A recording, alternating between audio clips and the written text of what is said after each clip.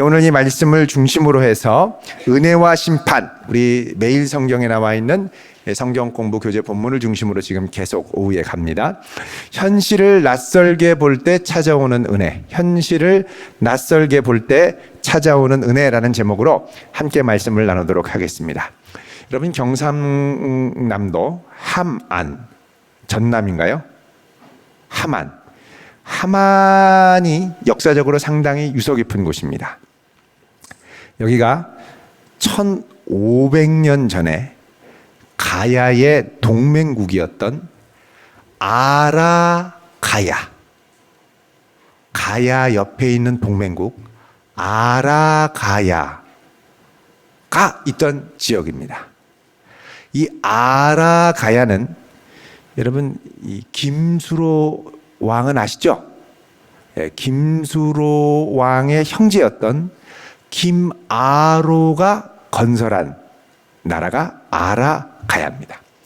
근데 이 아라가야는 여태까지 이 유적과 유물이 많이 발견되지가 않아서 잘 그 존재도 그렇고 이렇게 좀 많이 알려지지 않았습니다. 그런데 최근에 이 지역의 유물을 발굴하면서 유물이 발굴됐습니다. 함안에 가면 이 함안 군청 옆에 쪽으로 쭉 보면 이 마리산이라고 하는 산자락이 있습니다. 마리산. 산도 이름도 희한하죠. 마리산.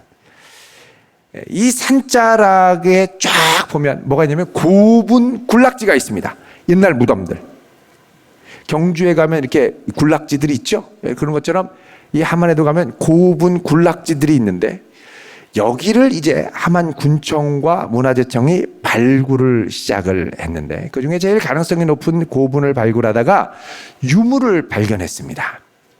유물을 발견했는데 이 유물에 나온 토기가 꼭 로봇 머리처럼 생겼습니다.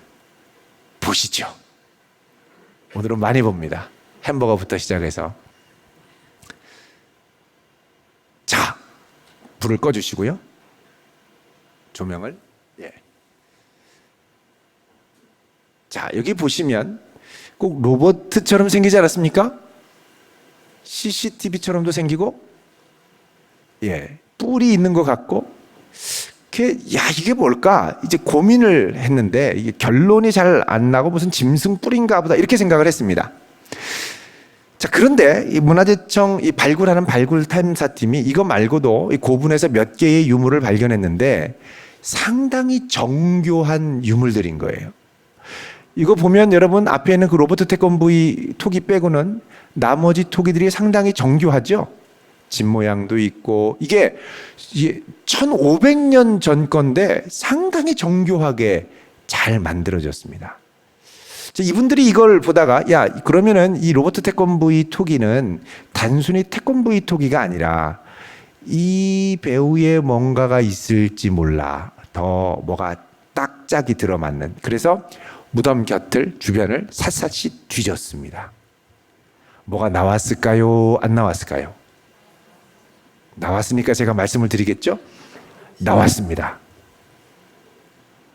자, 뒤에 이게 겹치면 짜게진 부분이 머리 윗부분이거든요. 이게 뭐냐면 사슴입니다. 사슴이 이렇게 뛰면서 뒤를 돌아보는 모습을 순간적으로 포착을 해서 딱 토기를 만든 거죠.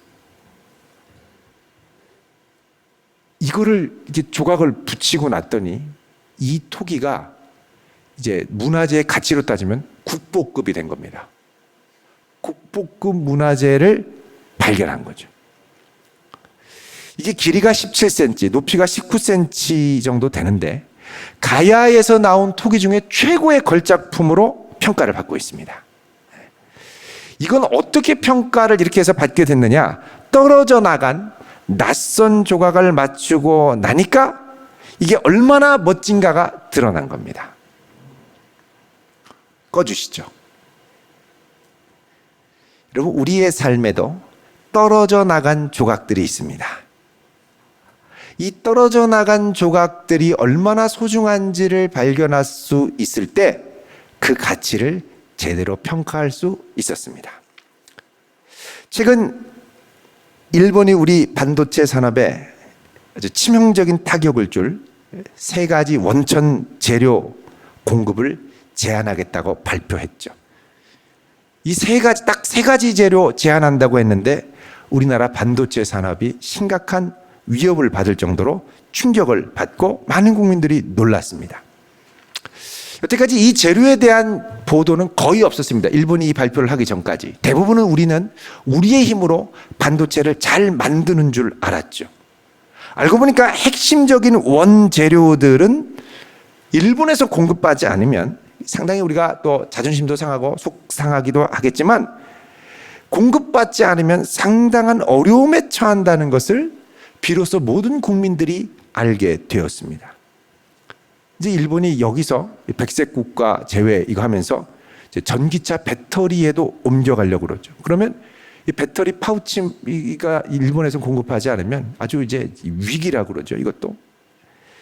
자, 우리는 그동안 모든 걸 당연하게 알고 생각했는데 이게 떨어져 나가면서부터 당연했던 게 당연한 게 아니구나라는 것을 비로소 깨닫게 됩니다.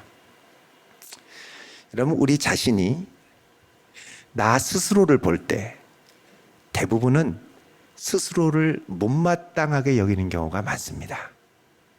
나 마음에 안 드는 게 참 많아요. 참 나 모자란 것 같고요. 주변에 좋아 보이는 사람들 곁에 있으면 자꾸 막 열등감도 생기고요. 마음도 힘들고요. 자꾸 저런 사람 옆에 안 갔으면 좋겠고요. 이런 마음이 들 때가 있다는 거죠.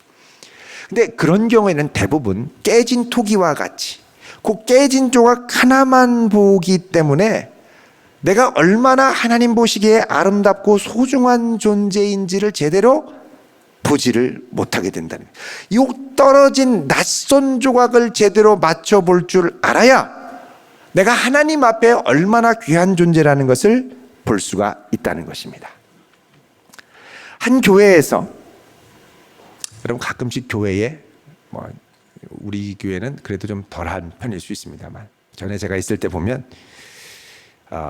이제 가끔씩 감옥에서 막 출소한 분들이 교회로 오십니다. 먹을 게 없으니까 밥 먹게, 차비 없으니까 차비즘하게 돈 좀 달라.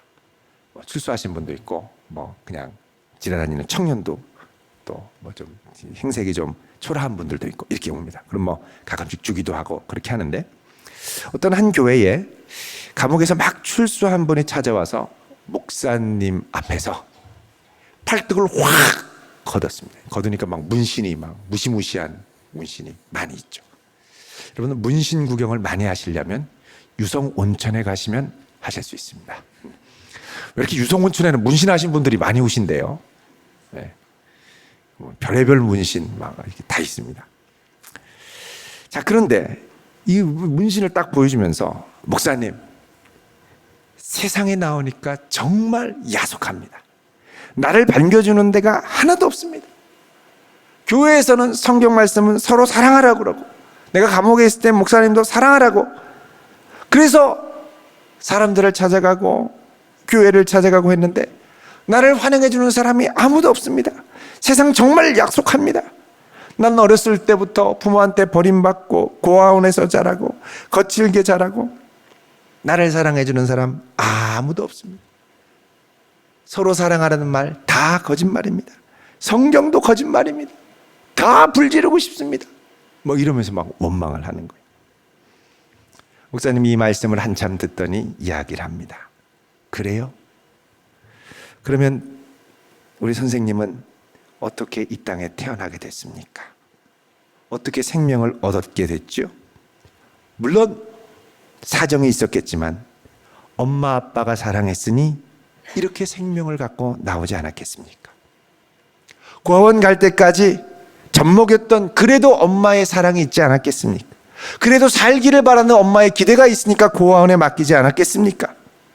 또 고아원에서 잘 자라기를 바라고 기도하고 도와주었던 원장님들과 형들이 있지 않았습니까? 사랑을 못 받았더니 의외로 많은 사랑을 받았습니다. 이 말에 이분이 갑자기 온몸을 떨더니 흐느껴 울기 시작했습니다. 여태까지 자기는 한 번도 그런 생각을 하지 못했는데 잃어버렸던 그 삶의 조각이 맞춰지기 시작하는 거죠. 여러분, 우리가 당연히 여기는 것 중에 우리를 힘들게 하는 것들, 이것들을 낯설게, 내가 미처 몰랐던 은혜의 조각들의 퍼즐로 맞춰서 볼 수 있어야 합니다. 오늘 본문의 말씀이 바로 그런 말씀입니다. 하나님이 이스라엘 백성을 많이 사랑했는데, 이스라엘은 자기들은 언제 하나님이 자기들을 사랑했냐고, 사랑받은 적이 없다고 투덜투덜하고 하나님 모르는 사람처럼 막 우상 섬기고, 심지어는 자녀들을 우상 불에 태워서 죽이고 끔찍한 일들을 자행하는 거예요. 그러자 하나님께서 너무 속상하셔서 이 이스라엘들에게, 백성들에게 하나님이 그들을 어떤 사랑으로 보호하고 사랑하셔서 여기까지 왔는지를 설명하십니다. 자, 오늘 말씀 보면 3절에 너의 근본과 난 땅은 가나안이다. 예루살렘을 말하는 거죠. 예루살렘. 그러니까 이스라엘 백성들이 예루살렘에 들어가서 하나님 백성으로 살기 전까지 예루살렘은 여부스 족속이라고 하는 가나안 족속, 아모리 족속의 사람들이 살고 있었던 곳입니다. 하나님이 이들을 처음 발견하셨을 때 이들은 4절에 그 표현대로 하면 배꼽 탯줄을 자르자고. 여러분, 아기 태어나면 탯줄 잘라야죠. 안 그러면 위험하지 않습니까? 근데 배꼽줄을 자르지 않고 물로 씻어 깨끗하게 아기 태어나면 씻어줘야 되는데 엄마 배에서 나온 다음에 그대로 내방쳐 두는 거죠. 소금을 뿌리지 않고 소독하지도 않고 강보로 싸지도 않고 감기에 들던 말던 알아서 놔두고 아무도 돌보아 줄 사람이 없는 그들을 하나님이 불쌍히 여기셨다는 것. 6절에 하나님이 그 곁으로 지나갈 때 피투성이가 되어 있는 걸 보고 너는 피투성이라도 살아있으라. 다시 말씀합니다. 피투성이라도 살아있으라. 이러면서 살리셨다는 거죠. 하나님의 은혜로 생육하고 번성하게 해서 7절에 풀같이 많게 하시고 이들이 점점 자라면서 아름다운 신부로 준비되는 겁니다.